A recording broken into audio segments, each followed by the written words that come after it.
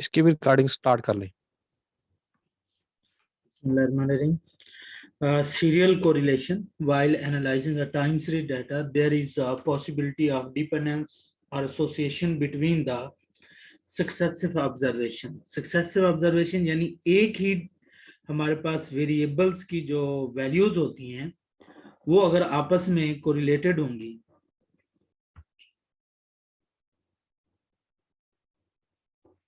एक ही वेरिएबल की वैल्यूज अगर आपस में कोरिलेटेड होंगी तो उसको हम सीरियल कोरिलेशन या ऑटो कोरिलेशन कहेंगे।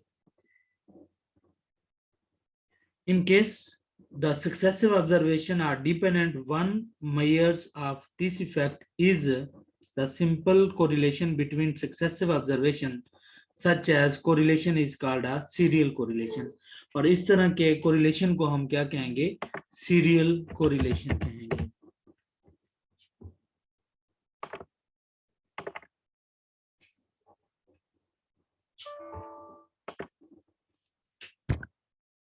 इसमें हमारे पास फॉर एग्जांपल वह हमारे पास है, वह टी अगर टाइम पीरियड है, इसमें कोई भी वैल्यूज हैं, वह 1, वह 2, वह 3, वह 4, तो auto correlation for first lag मालूम करने के लिए हम क्या करते हैं, वह t+1 लिखते हैं। वह t+1 में हमारे पास ये क्या हो जाएगा, इसका t1 है +1 वो वाला, तो यहाँ पर वह 2 आ जाएगा, वह 3 आ जाएगा, वह 4 आ जाएगा और वह 5 आ जाएगा। इस तरह फिर इन दोनों का आपस में जो हम कोरिलेशन कैलकुलेट करेंगे, इस कोरिलेशन को हम सीरियल कोरिलेशन ऑफ लैग 1 कहेंगे। इस तरह सीरियल कोरिलेशन ऑफ लैग 2 भी हो सकता है। अगर लैग 2 होगा तो हम यहाँ पर +2 करेंगे, यहाँ पर अगर +2 करेंगे तो ये हमारे पास क्या हो जाएगा, फिर वह 1 के अगेंस्ट वह 3 आएगा, 1 + 2 3, 2 + 2 करेंगे तो यहाँ पर 4 आएगा, 3 + 2 करेंगे तो यहाँ पर 5 आएगा, और वह 4 + हमारे पास 2 करेंगे तो 6 बन जाएगा। ये हमारे पास सीरियल कोरिलेशन ऑफ लैग 2 होगा। इसी तरह सीरियल कोरिलेशन ऑफ लैग अगर हम कोई भी जनरली बात करें, जनरलाइज्ड करें, तो यहाँ पर k अगर कर लेते हैं तो इसी तरह 1 + k, 2 + k, 3 + k, इस तरह ये हमारे पास चलता रहेगा।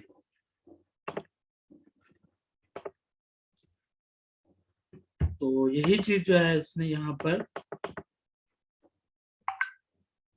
बताइए।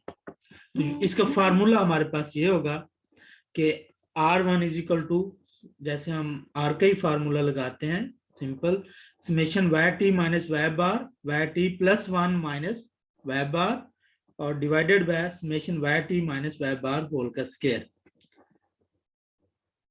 और y bar क्या होगा, सेम वही summation y t divided by n। तो ये लैग 1 का फार्मूला है। अगर लैग k होंगे तो t+1 जहां पर आ रहा है वहां पर t + k हो जाएगा। तो 1 की जगह पे हम इस फार्मूले में k रिप्लेस कर दें, अगर लैग 2 है तो 1 की जगह 2 रिप्लेस कर दें, 3 है तो 1 की जगह पे 3 रिप्लेस कर देंगे, तो ये हमारे पास फार्मूला लैग k के लिए बन जाएगा। ये इसकी एग्जांपल सॉल्व की हुई है, और ये मैंने इस एग्जांपल को अगर आप देखते हैं तो ये देखें, वह t 1.6 था, 0.8 एंड सो ऑन। तो वह t+1 किया है तो ये वह 1 और वह 2 यहाँ पर आया 0.8, और फिर उससे अगली वैल्यू यहाँ पर उसके सामने आई है। इस तरह ये उन्होंने हमारे पास बना दिया, लास्ट वैल्यू वैसे रह जाएगी।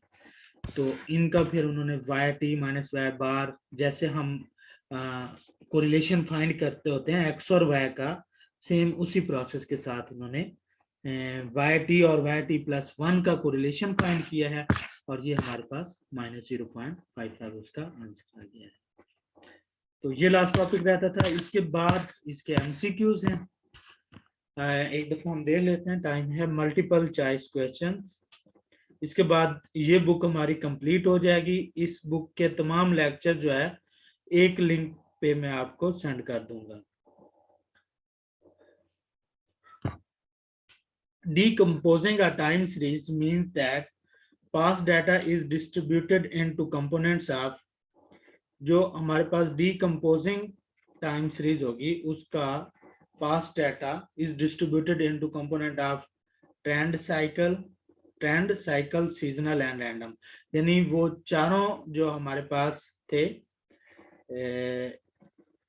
कंपोनेंट्स ऑफ टाइम सीरीज वो इसके अंदर आएंगे। इसके बाद हमारे पास है seasonal variation in the time series is computed by. Seasonal variation, अब मैं जब आपको बुला रहा था तो उसमें कहा था कि जो भी वेरिएशन के मेथड हैं कंप्यूट करने के लिए उसके तमाम मेथड्स के नाम आने चाहिए। तो अब सीजनल में रेशियो टू मूविंग एवरेज भी सीजनल का है, रेशियो टू ट्रेंड मेथड भी सीजनल का है, और लिंक रिलेटिव मेथड ये भी सीजनल का है। तो ये तीनों उसके हैं, तो ऑल ऑफ द अबव आ जाएगा। The seasonal variation in a time series is computed by. Seasonal variation कैसे कंप्यूट होगा? सीजन से ही होगा, ये सिंपल था। आफ्टर डी ट्रेंडिंग, जब डी ट्रेंडिंग हम कर देते हैं the data, the time series multiplicative model क्या बन जाएगा? डी ट्रेंडिंग जब हम करते हैं तो हम सेकुलर ट्रेंड जो है उसका इफेक्ट खत्म करते हैं। तो मल्टीप्लिकेटिव मॉडल हमारे पास TSCI होता है। तो जब डी ट्रेंडिंग करेंगे मल्टीप्लिकेटिव मॉडल होगा तो T पे डिवाइड कर देंगे, तो हमारे पास जो बाकी बच जाएगा SCI बच जाएगा। अगर ये, तो उन्होंने मल्टीप्लिकेटिव मॉडल कहा है, अगर एडिटिव मॉडल होता और डी ट्रेंडिंग करते तो फिर हम TS दरमियान में प्लस होगा C प्लस I, T को खत्म करने के लिए हम सब्ट्रैक्ट करते T को, ये कैंसिल हो जाते तो बाकी S plus C plus I बच जाता है। तो इसका तरतीब SCI कर लें या CSI कर लें, लेकिन यही होगी। If a time series changes an exact constant percentage, then अगर टाइम सीरीज जो है एग्जैक्ट कांस्टेंट परसेंटेज से चेंज हो रही हो तो क्या होगा? A good fitted trend line cannot be obtained. A linear line fitted to the data gives a perfect fit. A linear line fitted to the logarithm data gives a perfect fit. और non-linear is required to be fitted. तो जब constant percentage के साथ अगर change हो रही है तो लॉगरिथम डाटा, ये आप याद रख लें कि उस पर ये परफेक्ट फिट रहेगी। 6 क्या है? Dividing the original time series by moving average. अब moving average the time series multiplicative model क्या हो जाएगा? जब मूविंग एवरेज पे हम डिवाइड करते हैं तो मूविंग एवरेज दो इफेक्ट्स को खत्म कर रही है। कौन कौन से? T और C को। तो हमारे पास मेन क्या होता है? TCSI होता है या TSCI होता है। तो जब मूविंग एवरेज पर हम डिवाइड करते हैं तो हमारे पास क्या बच जाएगा? बाकी S और I बच जाएगा। कंपनीज ट्रेंड फिगर्स, इसको वेरीफाई मैं कर लूं आंसर को।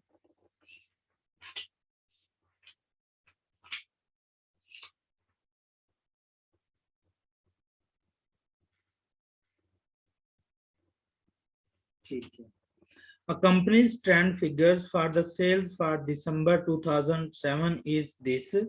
Actual sales during the period were rupees 160,000 and C multiplied by I is equal to 0.80. The value for seasonal indexes, तो सीजनल इंडेक्स हमारे पास क्या होगा, 0.80 मल्टीप्लाई बाय जो हमारे पास ओरिजिनल सेल्स है 20,000 2 लाख, और इसको डिवाइडेड बाय कर देंगे पीरियड दैट वार 160,000, ये हमारे पास क्या आ जाएगा 100 आ जाएगा, मल्टीप्लाई बाय 100, क्योंकि जब हम कहते हैं इंडेक्स की बात आएगी तो मल्टीप्लाई बाय 100 साथ आएगा। वैसे तो 1 आना चाहिए था, 1 मल्टीप्लाई बाय 100 करेंगे इसको तो ये हमारे पास 100 आ जाएगा। सेकंड डिग्री ट्रेंड लाइंस, ये हमारे पास है where y is cells in 1000 and t is time and t is equal to 1 for 1995, what is the predicted figures for the year? तो t अब हमारे पास 1995 के लिए 1 है, तो 2007 के लिए आप इसको कंप्यूट कर लें कि क्या कितना बनेगा, उसको आप t के अंदर पुट कर देंगे तो आपके पास वैल्यू आ जाएगी y hat की। If a 4-quarter moving average is projected to obtain short-term forecast, it contains the following components. तो short term में हमारे पास 4-quarter moving average is projected to obtain short-term forecast. It contains the following components. इसके अंदर कौन कौन से components रह जाएंगे, एक हमारे पास ट्रेंड और साइक्लिकल, ये दोनों हैं लॉन्ग टर्म, तो लॉन्ग टर्म उसके अंदर मौजूद रह जाएंगे, शॉर्ट टर्म जो है वो रिमूव हो चुकी होगी हमारे पास 4-क्वार्टर मूविंग एवरेज के साथ, क्योंकि ये शॉर्ट टर्म फोरकास्ट में आ रहे हैं, तो लॉन्ग टर्म वाले बच जाएंगे। जो ट्रेंड और साइक्लिकल ये दोनों लॉन्ग टर्म है, सीजनल और इरेगुलर, सीजनल जो है ये शॉर्ट टर्म है और इरेगुलर का कोई पीरियड डिफाइन नहीं होता, वो किसी भी वक्त आ सकता है। Exponential smoothing is a forecasting method which use the actual data, not the forecast data, required to fit a mathematical model or gives equal weight to all the periods. तो इसमें क्या आ जाएगा all of the above, क्योंकि weights तमाम periods को equal, एक मखसूस wait जो हमने पीछे पढ़ा था कि W एक मखसूस वेट, फिक्स वेट हम कर लेते हैं जो तमाम पीरियड्स के साथ मल्टीप्लाई होता है, ये भी ठीक साबित हो जाएगा। यूज द एक्चुअल डाटा, ये भी ठीक है, और required to fit a mathematical model, और इसका मैथमेटिकल मॉडल होता है, तो ऑल ऑफ द अबव आ जाएगा। तो ये बुक अपनी आज कंप्लीट हो गई है। नेक्स्ट बुक के जो है हमारे पास 3 लेक्चर हो चुके हैं, जिसने नहीं सुने उसका लिंक भी मैं शेयर कर दूंगा, और कल क्लास नहीं होगी, परसों क्लास होगी, कल मैंने यूनिवर्सिटी जाना है। ठीक हो गया, किसी का कोई क्वेश्चन? ठीक हो गया सर। इसका मतलब इस वक्त क्लास में, इस वक्त लोग ज्यादा आते हैं क्लास में जी, इस टाइम काम सारे निपट जाते हैं तो लोग अवेलेबल होते हैं। ईशा की नमाज के बाद क्लास कर लिया करेंगे। ठीक हो गया सर।